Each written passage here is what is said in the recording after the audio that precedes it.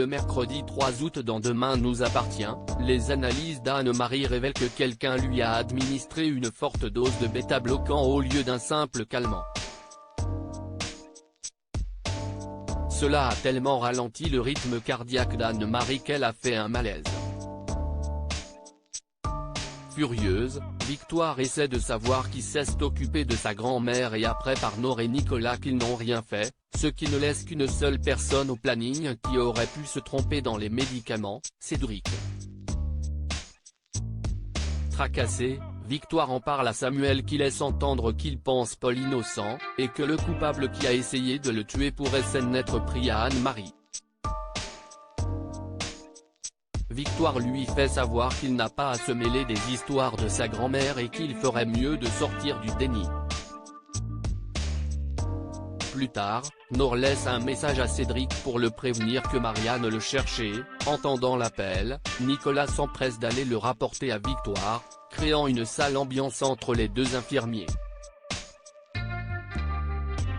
Quand Anne-Marie se réveille, Victoire va la voir pour lui demander si elle se souvient qui s'est occupé d'elle la veille.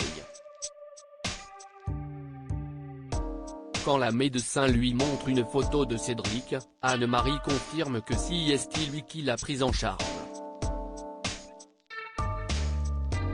Seulement le soir, les filles de Cédric se présentent au commissariat, leur père a disparu depuis 24 heures. Pendant ce temps au haras, Renaud raconte à Samuel qu'il a bien eu un crush sur Diane, mais qu'il n'a jamais agi dans ce sens. Solange, persuadée que son frère avait bien une liaison avec Diane, avait raconté cette histoire à la compagne de Renaud à l'époque, dont il était fou amoureux. Cela avait poussé sa compagne à le quitter, ce qui explique pourquoi Renaud avait arrêté de parler à sa sœur, chose qu'il a par la suite regrettée. Nordine et Manon arriveront-ils à être ensemble? Ailleurs à 7, Manon raconte à une Charlie plus blasée que jamais qu'elle a couché avec Valentin mais que c'est Nordine qui occupe toujours ses pensées, d'autant plus qu'il l'a appelée pendant qu'elle était avec le plagiste. Quand Nordine et Manon se retrouvent, la jeune femme peut enfin lui dire que Valentin n'est rien pour elle, et passe sous silence le fait qu'ils aient couché ensemble.